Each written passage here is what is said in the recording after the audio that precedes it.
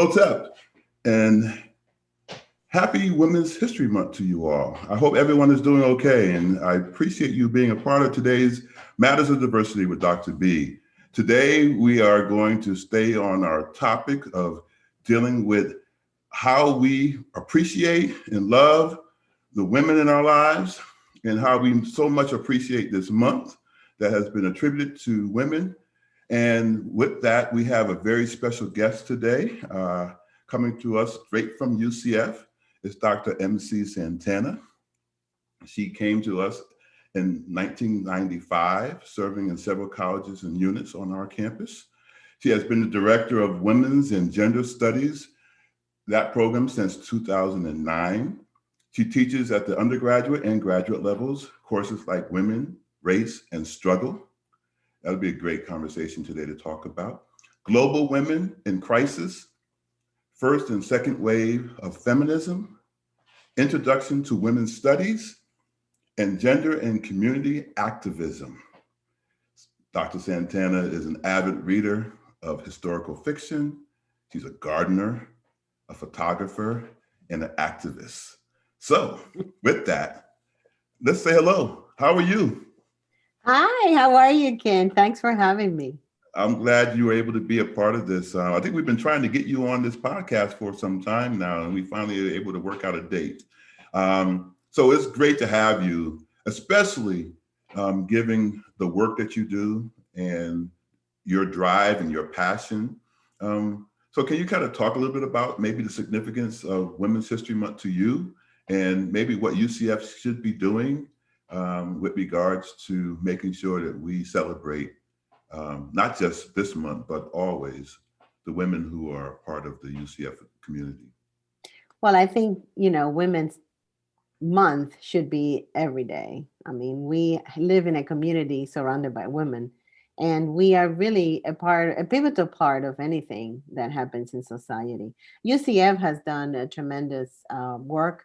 We have been celebrating Equal Pay Day for the last 4 years. We're creating awareness about the unfairness of women receiving less pay, particularly minority women. And other units as well has contributed. We are interdisciplinary, as you know. So most of our events for the month are dealing with our affiliates and different areas within our community in UCF. So we're very heavy at collaborating and making coalitions across campus and with our community members as well. Yeah. The Women's Studies program has a lot of great programming going on this month already, and we've been looking to start advertising for that as well. And so, is there any in particular that you want to highlight right now? Well, we have one on Tuesday, March 23rd at 10:30, and we're showcasing faculty of Latinx descent. So our whole festival is called Voces Latinx, which is Latinx Voices. And then on that Thursday, the 25th, we have an Afro Latinx roundtable with artists and writers dealing with the message of being a woman of color. Nice. And celebrating Women's Month. So that's another extraordinary. And then on Wednesday at 12:30, we have a class showcasing student work on Latinx perspectives, men and women. So we're excited. Yeah. I mean, I read through those, and then they look like they're going to be a good time. Good time will be had by all. And I think the important piece of it is that people should come and be ready to learn, right? And be able to kind of take it in, soak it all in, and then utilize it in the ways that best suit them in terms of what they're doing in their world, right? So I really appreciate that. So what got you started? Because every faculty member, every person who's gotten their doctorate has, a passion area, the reason why they went into that particular route, to kind of gain knowledge and become expert in that area. Your expertise is in women and gender studies. What led you in that direction? I think I should confess that I come from a long line of women, and I didn't know how strong they were until I joined the rest of the world and realized, oh my gosh, you don't mess up with my mom or my aunt or my older sister. You don't Okay. mess up with those women. So I was very comfortable feeling that women were in control and power, and feeling uh, very determined to be a leader. I have been servicing my community in many different levels since I was a child. Right. So for me, it's very comfortable to think of other groups and to integrate myself in other areas. So being a woman, it's almost like, drinking water. Everybody needs it. Everybody needs a woman. So yeah, hydrate You're dropping yourself. those kind of bullets today, huh? You dropping those kind of bullets today. Okay, all if right. if if I had right now my bottle of water, it would say hydrate your activism, feminist water, which I'm gonna send you one so that you Okay. can drink from that bottle from now on. All right, all right, all right. That's okay. That's okay. I'm with it. I'm definitely with it. So there are so many misconceptions of that term. How do you define feminism? Feminism to me is empowerment, equality, is freedom, is fairness, is no oppression. Yeah. Once all of that has been done, then we don't need the term anymore. But Yeah. because we're still in that struggle, I continue to be a feminist Why until why are people scared of that term? I think people have misconceptions. They think it's perhaps against men, and it has nothing to do with men. It's about empowering all those individuals that represent themselves and identify themselves as women. Okay. So I'm not a man hater at all. I think we also need men. We need men also in our trenches because they're part of our community. And we Yeah. live among themselves. So I have no problem with that. I kind of concentrate more on that women's side instead of Yeah. the male side. Right. But we have classes on theories of masculinities, for example, Yeah. to kind of understand what our culture does to men and how they educate men to be to perform their gender, Yeah. which sometimes is very problematic. Yeah. It's interesting because I think it's a way maybe for men to kind of stay in a position of what they think or perceive to be control, to kind of dismiss the brilliance or what a woman brings to the table. When I think back even on my own life experiences, like you, I had strong grandmother. My mother was definitely a very strong woman. Um, and she did a lot of things, right? She held down Mhm. the family, and was able to do all those things that helped us to be successful in our own walk. And so why not celebrate that and put that not necessarily on a pedestal, but putting it in perspective of how all of us kind of interconnect and make this world thrive, right? And so I appreciate that part of it. Are there were there other role models in your life other than your parents and your grandparents, your aunts and your sister that kind of spoke to you? I would say that almost every woman that I have learned in history has spoken to me, because their voices many times were not kept, were not documented. Even in my class right now in Women, Race, and Struggle, in our current class, we're celebrating Black History Month, and I said I'm not going to give you Harriet Tubman. Okay, I'm going to give you Mary Church Terrell because I want you to think about her in education and Yeah, think about her married to an attorney and think about everything that she tried to do in her time after the suffrage was passed, right. and how being an educated Black woman really put her in a position of power. Yes. Not perfect, but in a position of power at the time. And my students were thanking me, and we used the Library of Congress primary materials, so they had to look at her schedule book, at her correspondence, at her speeches to understand the women. One exercise they would never forget. So every time I come across a woman in history, that woman just becomes mine. It becomes very special. Nice, nice. So that's really good because then that's what you're sharing is that you're open to allowing these people to feed into you, right? And to how you see the world and how it kind of defines your steps moving forward in regards to that.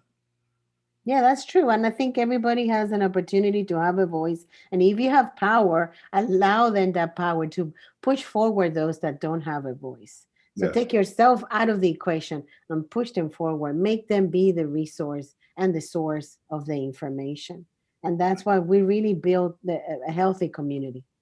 Hmm. Hmm. So when you think about women in areas of politics per se, what's your perspective on that, and how has it changed maybe with the ceiling being broken a little bit with Vice President Kamala Harris? I think we're on the right track. We're behind. We're very, very behind. Around the world, women have, the prime ministers. So I think more and more women are running, and we should really support women candidates. We should put our money, even if it's $5, behind a woman. Women bring in different perspectives. It's about time. I mean, there's committees that everybody sitting is a male, and they're considering issues that are about women, and Yes, that's very unfortunate. And it is shameful for our country to do that. that So is the dangerous. more yes, and the more women can actually run and be elected, the better off we are going to be as a nation. Yeah. So we're not there. We're not there. We need to. I encourage my students, and I say, you never know. In 10 years, somebody comes to you and say, "You're phenomenal. I love your personality and your charisma. Would you run for commissioner?" And I say, "You know the answer, right?" "Yes, Dr. Santana." Well, there you go. There you go. That's a very important piece, and that goes to mentoring, and it also goes to helping people find their strengths. One of the things in the counseling world is that there's this thing called the Joharis Window, and in the Joharis Window there are blocks, and in these different blocks there are things we know about ourselves, and there are things that we don't know about ourselves. And so many times our mentors see the things that we don't see, Mhm. and they help us to push those things forward and share with us how we can then embrace that and make it something that we change to another window, the window of opportunity, the window that we can actually see ourselves within, right? And so there's so many blind spots that I think people have when it is about what they can bring to the table, because we haven't been socialized in that manner. I think that when we think about women, young children, young girls, we don't always give them the kind of understanding of how powerful they can be, right?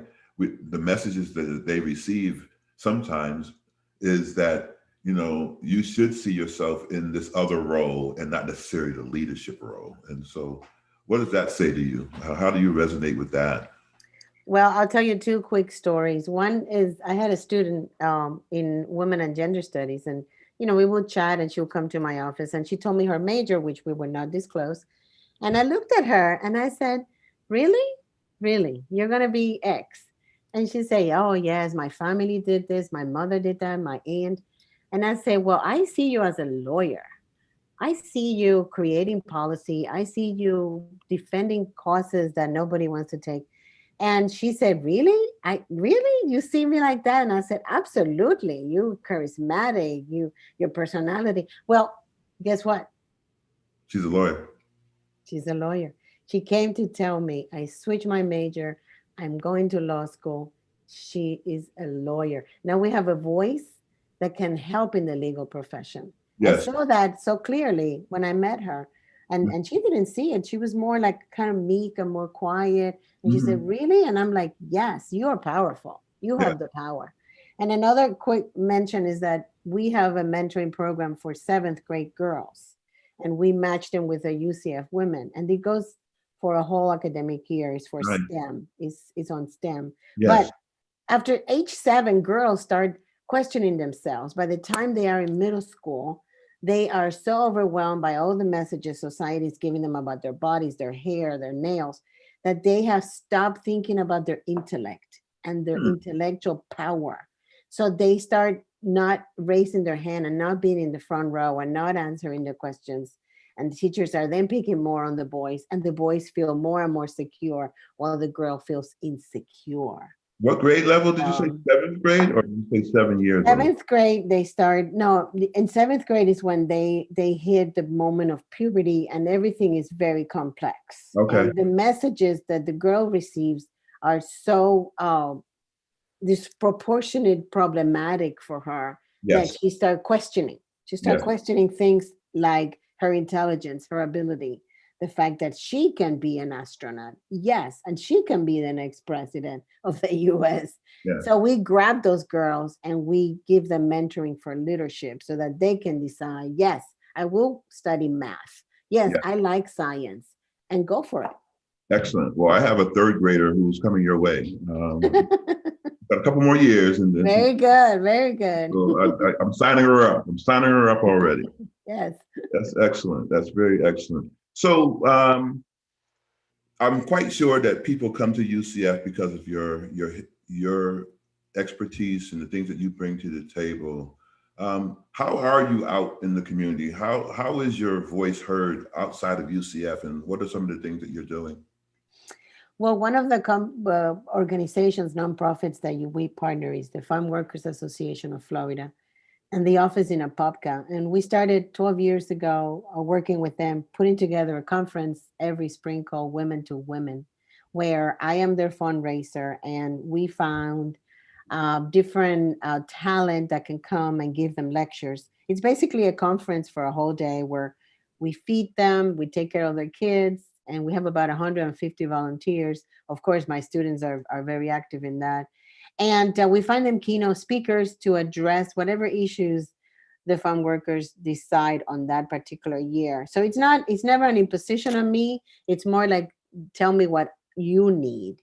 And it works in a team. And I mean, it started out of a curiosity. I went to see them because I wanted my students to do kind of like service learning projects with them. And at first they were like, well, who are you and what is it that you want? And very quickly it came across that I was not going away. Uh-oh.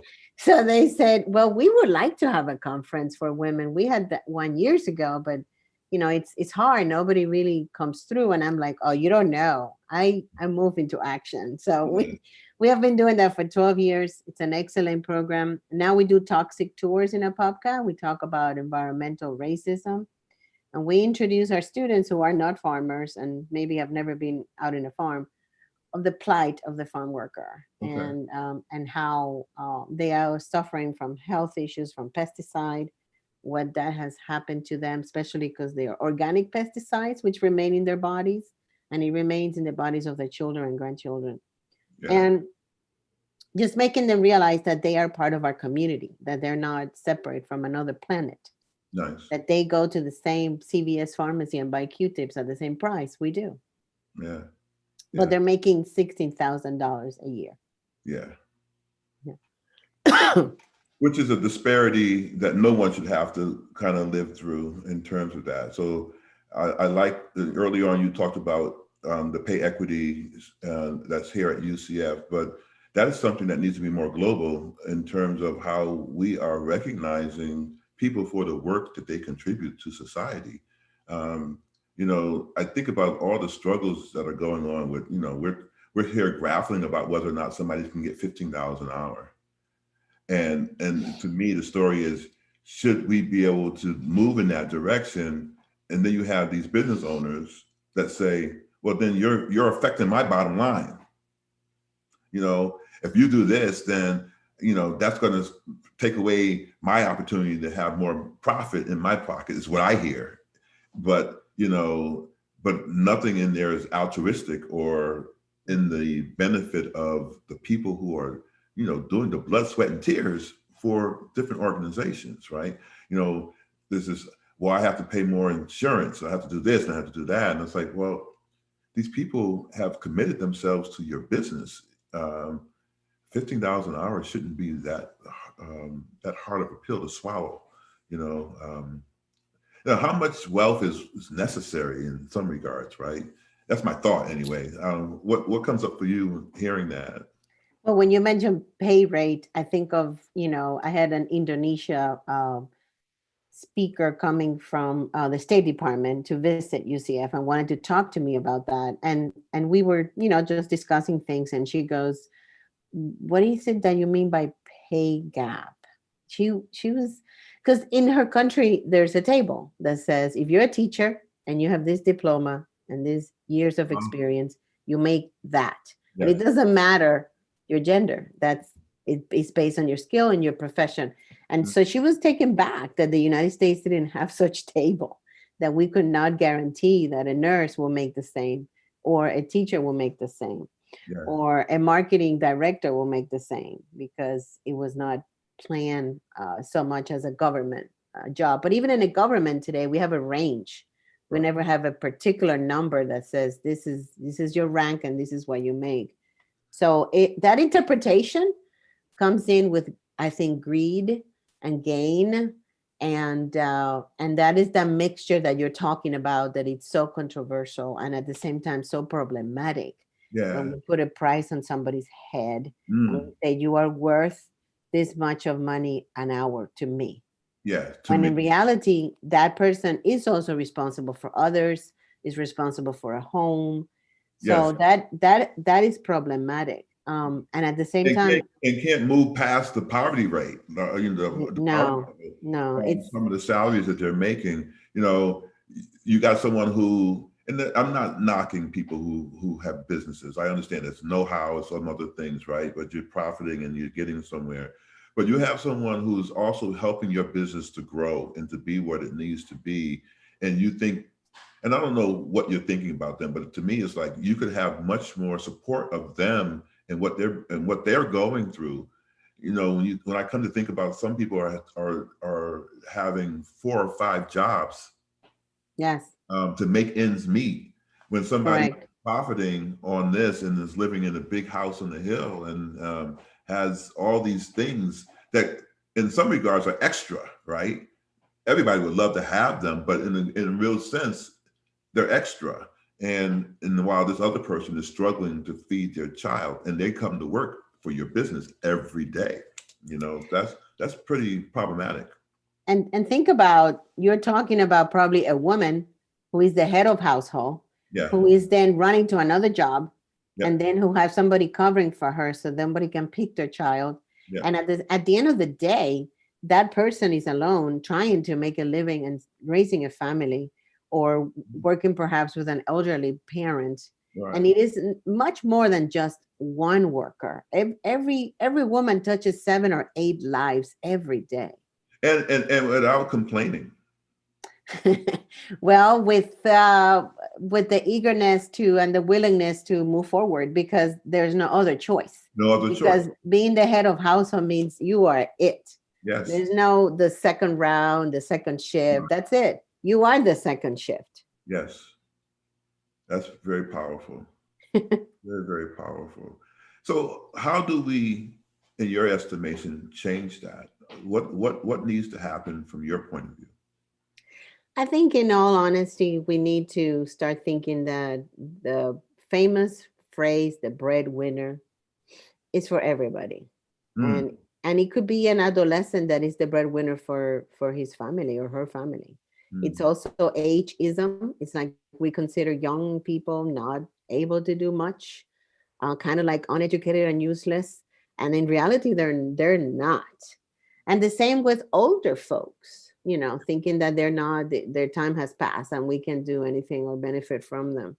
That breadwinner has to change. We really have to reverse that cultural representation that we have within our society.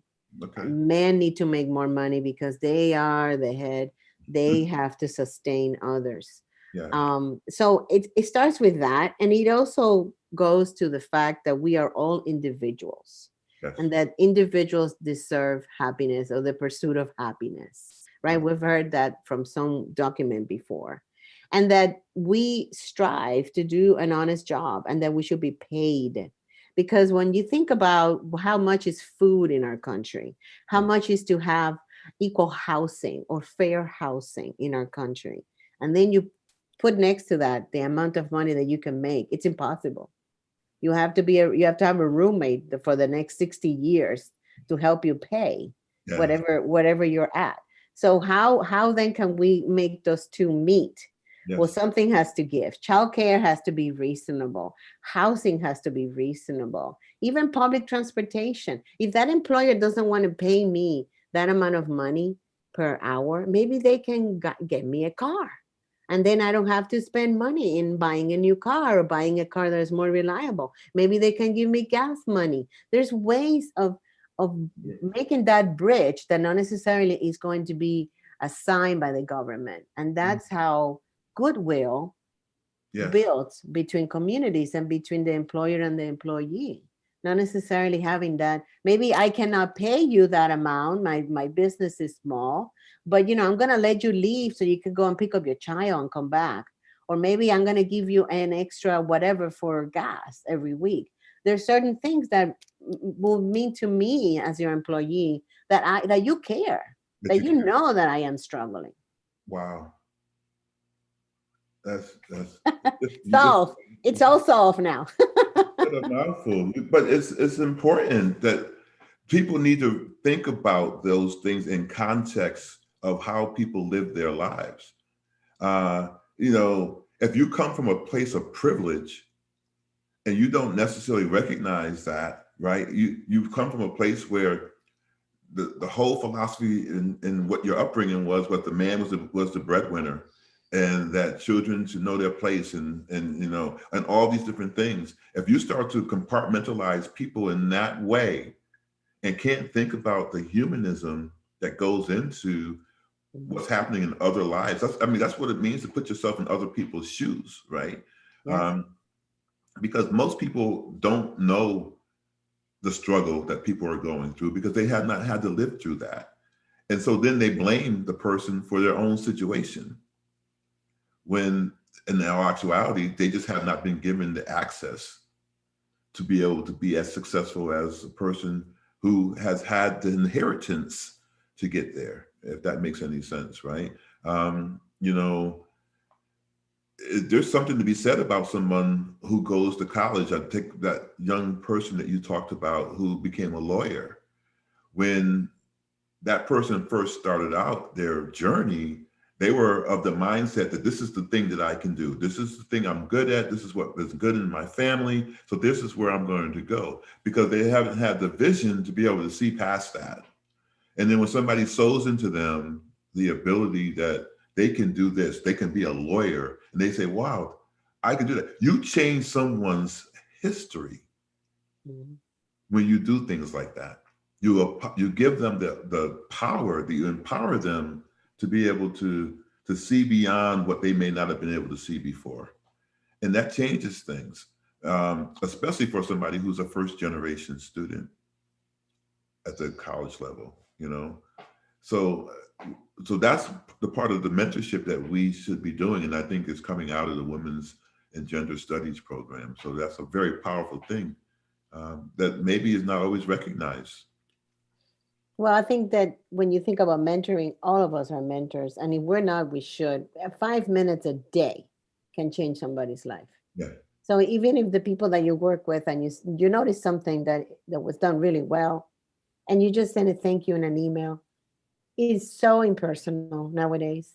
But then you can send a photo, you can send something alive and say, that really, I really noticed you today. That was really well done. Yes. And as just it's almost like the same sentence, but it sounds and feels different than Yeah. just thank you, comma. Because now thank you is part of the computer, so you just click on that and put tab, and now you're like saying great idea. But that it's also part of recognizing that somebody's doing another job that you need Yeah. because they have a responsibility. And at the same time, you acknowledge them. You can't do this every day because it doesn't sound genuine. But we don't do this enough. Oh, we don't do Yeah. this enough. And And this, when we do it, it's impersonal, right? yes, and even with the people that we love, even the people in our family, we're living like this all the time, and we don't stop and say, "Wow, you did that great in that test. That Yeah. wow," or you cleaned this so well. Thank you for helping me with changing my oil, which Yeah. is something my son used to do, and I miss him now terribly because he's in Kentucky, but I have to pay for my oil change. But I mean, but Yeah. he wanted to learn something, but if I would have said, "Oh yeah, great, thanks," but I really took the time. I lay down sometimes in the garage with him to see what he was doing, and Okay. how dirty the whole thing is. Yeah, yeah, But and then he taught me how to do it. So I know that he felt value that day, yeah, and it just took 5 more minutes yeah. from my day. And I Right. think when you're genuine, this comes through. And mentoring, people think, oh, I don't have time to be a mentor. That's not true. Hmm. You have the time. You have 5 minutes today, don't you? Yeah. Yeah, you're so right when you say that. I think that's really it's important to be present and to recognize what your voice and what you do and what you say and how that matters. Sometimes we forget, right? I'm quite sure Kavita and Azon and Katie, I think it's Katie that's the captions today. I can't remember. Who when I try to personally be personable and say thank you and let them know. But sometimes I miss the mark. But you have to be appreciative of those people who are in your life because that helps to sell the narrative and move it forward. And it makes you stay on top of your game that they are supporting you in what they're doing. And so I think that's so correct. And so that's really good. So now when I need my oil change and I don't have the I'm money, coming. I'm calling you up. I'm going to call you up. Can you take this little nozzle off and let this oil seep out of here and Yes. Valvoline for me? Even my handyman, he was in my garage and he said, "Who does oil change?" And I went like, and Wow. he was like, "Oh, I thought that was your son." I'm like, gender stereotyping, gender stereotyping. No, no, no, not in this house. Not in this house. That's all right. Take that stuff. Don't put that in my house. That's all right. That's okay. So, so that's really a neat part of how we should be seeing the world. That if if we it's almost like the biblical passage. If we give a person a fish, they only know how to eat it, right? But if we teach them Yes, how to fish, how to fish. survive it, right? And Yeah. so we have to be able to move that forward, that principle, um, with regards to how we see people. Um, and yeah, that makes so much sense that you just take 5 minutes out of your day, right? To can really feed into someone. And you're right, it could just be a matter of just saying the right thing at the right time that will help spark the movement in them to see their own prowess. And you are picking different people. So it's not going to be the person that you work with. It's going Yeah, to be somebody at the supermarket. It's going to be a student.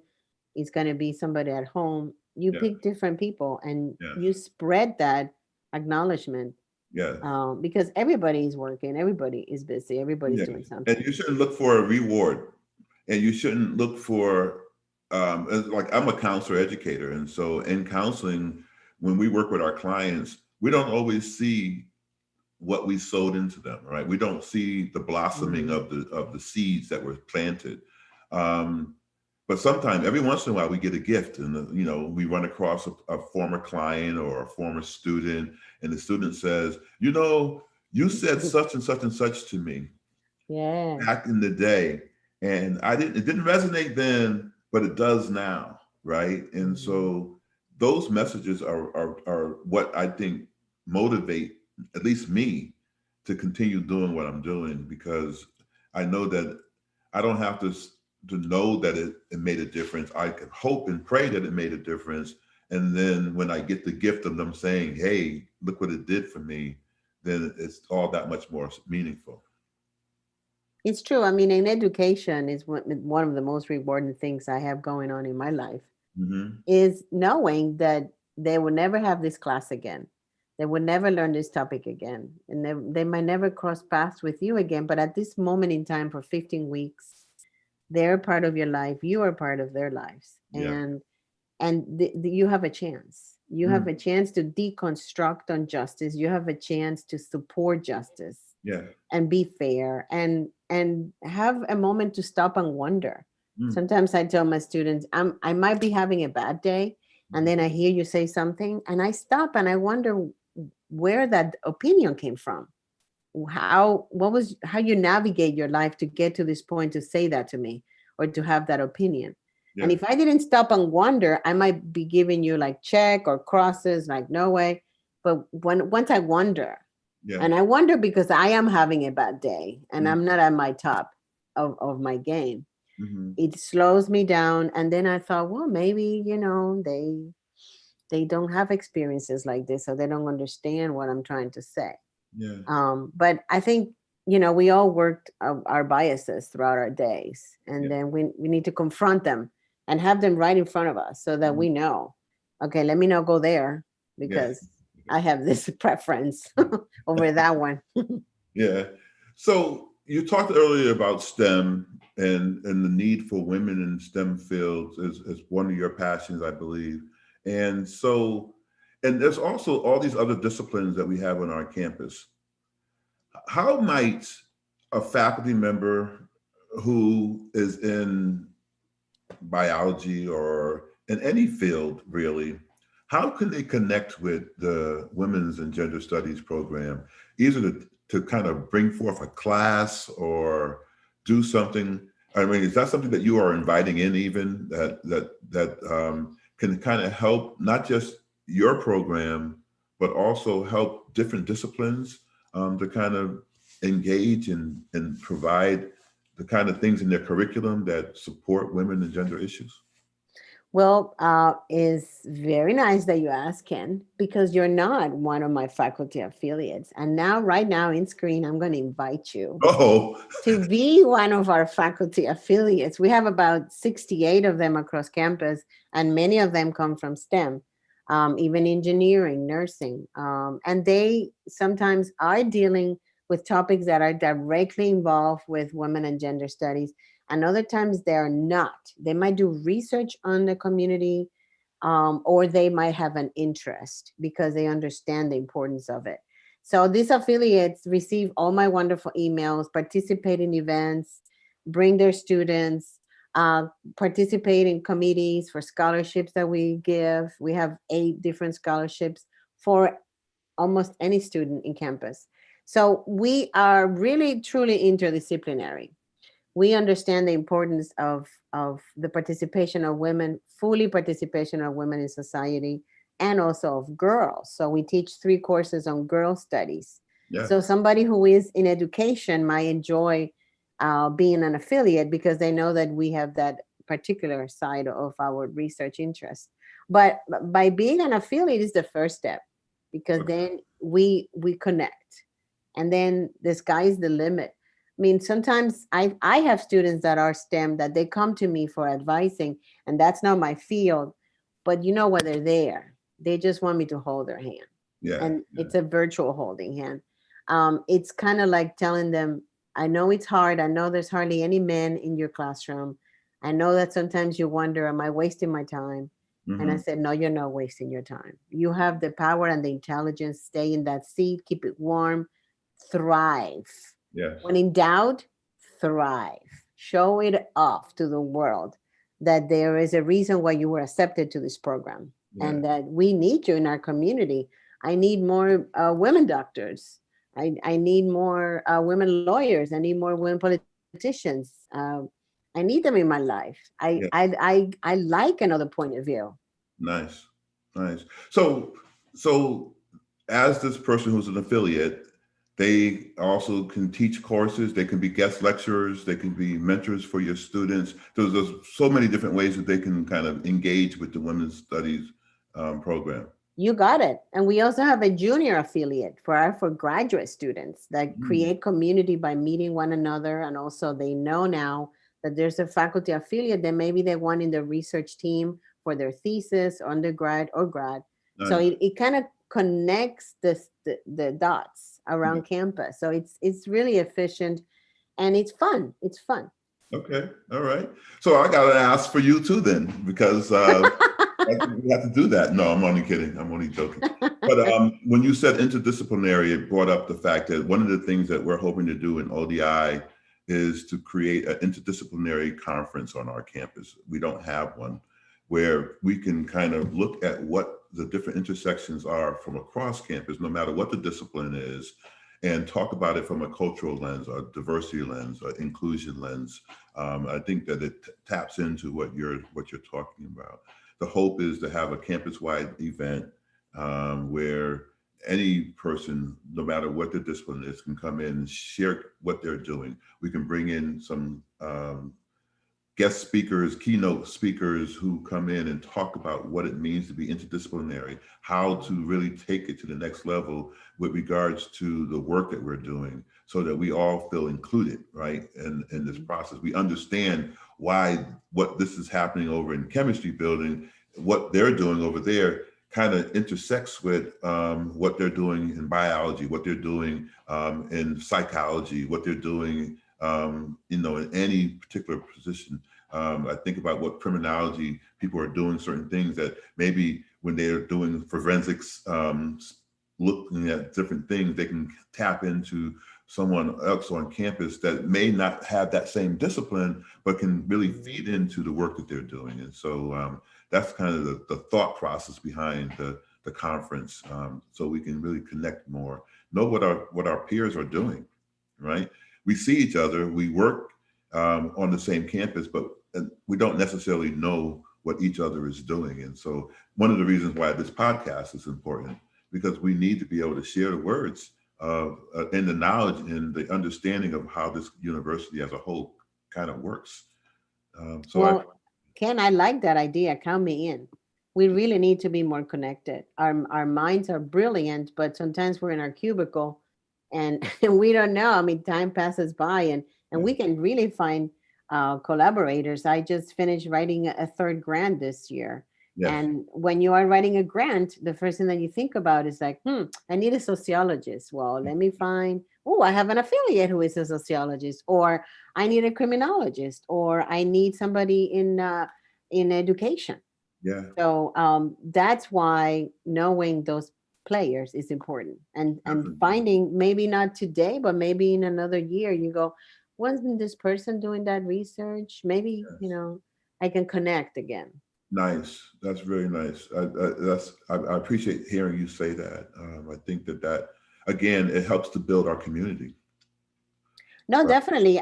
My students right now, and my undergraduates just finished a work with a graduate class in public administration, and my Mhm. students are in women and gender. So who would have thought public administration and human resources with women studies? Yeah. So I've been looking at this backdrop you have, and I'm thinking it's downtown. It is downtown. I'm Okay, in the middle of the street. right, okay, now I see the building, the part that made me remember what it was. Yes. So what's your connection to UCF downtown, and how is that kind of playing into what you're doing in the women's and gender studies? Well, UCF downtown is dear to me. It's in an area that when I first moved to Florida, and I realized I-4 was going through a black neighborhood, really bothered me because Mhm. I thought, and I knew that the plans were to put it past Winter Park, Yeah, and that didn't materialize. It went through Paramore, and so when I thought that my university was going to have a presence there, it made me very excited for the possibilities of growing that neighborhood once again. yeah, Unfortunately, I don't have an office there. I don't really have a way of going. But when I saw between the backdrops, I thought, oh, let's push this idea of having Mhm. this university not just be an address, but a Yeah. destination. I Yes, want to see those people in Paramore to think UCF is for me too. It's yes, not just, oh, there's UCF, like it's an ice cream place, yeah. but not just an address, my destination. So that's why I picked it. That's very nice. That's nice. Yeah, I think that we have to find a way to connect to all of our that's the purpose behind the interdisciplinary piece that we're looking to do as well. It's like, we connect with UCF downtown, we connect with College of Medicine, we connect with Hmm. all our other satellite campuses and recognize that there are people at each that can help to kind of connect the dots and make the learning so much stronger and so much better. When we talk about sending people out as global citizens, what better way to send someone into society than to have had a microcosm of that right in the education venue that we have, right? Yeah, and think about UCF is like a small city. I mean, we have everything. Yeah, We have talent, we have youth, we have elderlies, we have the life program, we have incredible facilities. I mean, when I visit other universities and I go, wow, this university has such reputation, but look at these buildings. I mean, this is falling apart. Look at it probably has lead on the walls, the windows. And yeah, I think of UCF and I think, wow, our campus is stunning. We have so many talented professors yes, and so many promising students. We forget we are a really active town. yes, yes. So one of the things that we need to do, and you talked about this, and one of the things that we're lacking at the university is faculty of color.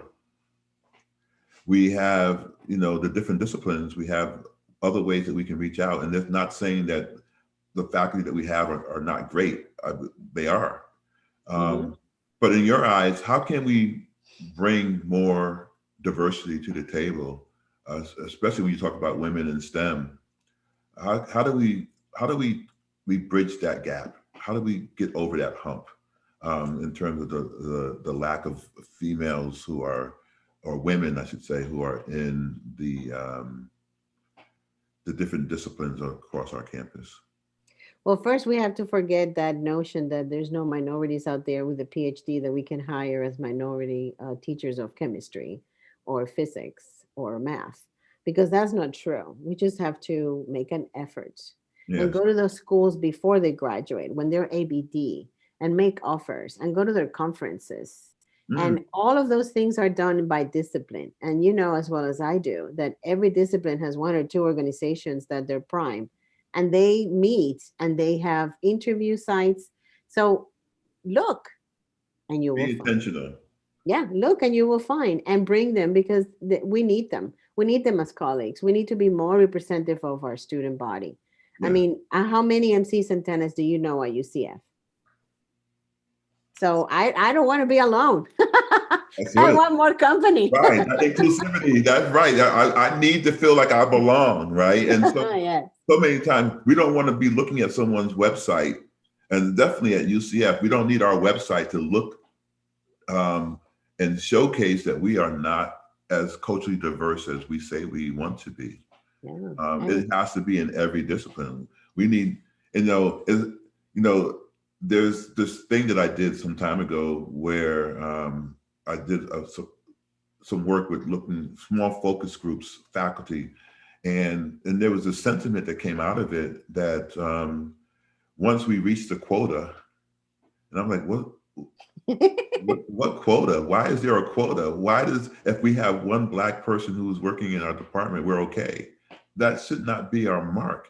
Right. Excellence is excellence, and we, of course, we want people to have excellence within their realm, but at the same time, we shouldn't be so misguided as to believe that the only people who are excellent are not people of color. That's true. I mean, how many tall people do we need? I mean, it depends on the tall people's skills, and there's no same two tall people. So Yeah, there's no same two Latino women with a PhD. yeah, We're gonna bring different experiences, different personalities, but we're both needed. I mean, yes, how many students do I have telling me, Dr. Santana, I've never met, first of all, a woman teaching at UCF, and yeah, second, a Latina woman with a PhD. And I'm going like, wow, I'm a yes, poster child. And yes. this is my students again and again and again. And I thought at first, well, it's been years. Oh no, it continues. I had a comment like that 2 days ago. Yeah. And I've been in that's situations like that as well, where a student will say to me, "You're the first African American male I've ever seen K through 12 into," and I teach at the graduate level. So K through 12 undergraduate experiences, and you're the first time I've ever had any person of color. Uh, but do you know the burden you have now yeah. for everybody else? And the burden definitely should be shared. We need And more so, tens. and so another part of the puzzle that we need to, a myth that we need to dispel is that because we are coming from a marginalized community, that we don't have the knowledge base Hmm. to kind of do the work that we do, that we have gotten there because of some quota. We gotten there because of some affirmative action piece. Mhm. Have you ever been in a situation, I know I have, where someone discounts your knowledge base because of you being a Latinx or a Hispanic woman? Absolutely. First, for being a woman. Second, for being Latinx. Hmm. Because they think that some magical bullet came and shoot me, and then I was there. I landed there. I Yeah, transported yeah, into a college level organization.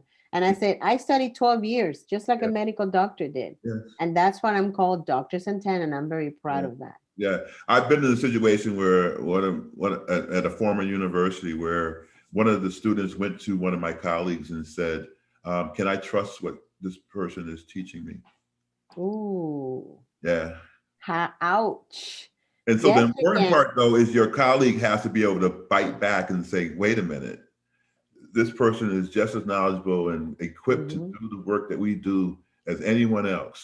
And Yeah. that's the thing that has to happen to help to create a community where people start to trust and believe that whomever is teaching in front of them has the right to be there, and to make that happen. Yes, I have two words for you: thrive and share. Yeah. Once you're thriving, you also need to share Mm, of all those accomplishments so that people around you understand how busy you are and why you're busy. It's because you're accomplishing things. yeah. Well, that's great. Well, thank you. You're So, any welcome. other words of wisdom coming from Dr. MC Santana? Make sure to answer my email when I ask you to be an affiliate. And call me for your interdisciplinary conference. But remember, Hey, listen, I'm I'm moving actually to going to be in the action. planning committee. I'm going to be putting together a planning committee for that, and so it's coming down the pipe. We're working on our resources to make it happen, but it's going to happen. If I have anything to say about it, I wanted to tell you that feminism is for everyone. And this is a quote from Bell Hooks, one of the most beloved authors that I enjoy. yes, So never be afraid to be a feminist. excellent, excellent. There's I'm a part of of an association, and the current president has what she calls Womenism Wednesdays. Very good. And Very she good. puts quotes out there every Wednesday, and she says Mhm. that womenism is for everybody, just like you just said. It's not just so just because I'm speaking about the truths of what women bring to the table doesn't mean that I'm denying any other intersection. No, yeah, that's right. So, well, I appreciate having you be a part of the conversation today. Thank Uh, you for having me. it's been fun. I learned a lot, and I think that it's important to be able to be open to learning, right? And putting yourself out there and being invited to the table. So I just got invited to the table to be a part of your world, and so I appreciate that. And I'll have to figure out other people to invite to the table as well when I get there. I play well with others. There you go. Keep them coming. Excellent, excellent, excellent. So, by way of this month, we got a lot of exciting things coming on. Next week, I get to talk with Belinda Cartwright, who is the first lady of UCF, and she comes from a STEM background, and Okay. so it's going to be really fun to kind of talk with her and have an opportunity to see what life has been like for her in this world, especially as a female, given that it's Women's History Month. We also have, this is something that's going to be exciting too, is one of the things we want to branch out beyond just the UCF community. Mm. And I get a chance to bring in the commissioner and vice mayor, Victoria Siplin, and Very she's good. going to be here next week on Wednesday during this time slot to kind of talk about, well, not this time, this is Friday, but on Wednesday at 3 o'clock Mhm. to talk about what's happening and how we as UCF can kind of also embrace the greater Orlando community. We're not just here to just educate students and send them on their way. We're a part of a community. And so I'm excited about what that conversation is going to look like as well. So thank you Thank you so much. You dropped a lot of good knowledge today, from bell hooks to everything else. And so I can't appreciate you more. So thank you so much. Thank you for having me. This was wonderful. I love chatting with you. Yeah, it was fun. It was fun. And we'll have to invite you back. Well, Okay. any other last minute plugs? You have a couple of different things that you got going on this month. So Look there, at UCF events under March 23rd, 24th, and 25th. And if you are a faculty on March 18th, we have an activism online session at 12 a.m. Also on good, UCF events. good. All right. And so we have that on our website. We have it plugged. You We have do. it out on our social media as well. And we invite people to come in and hang out with us and enjoy what the month has to offer. And listen to Dr. Santana when she says it's not just this month.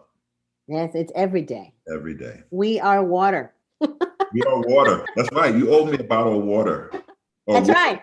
It's coming your way. water bottle. There you go. Feminist water. Feminist water. Hot dog. All right. That's going to be good. All right. Well, thank you so much. And you all, we'll see you next week. Thank you for being a part of our podcast today. Take care. Bye-bye. Bye-bye.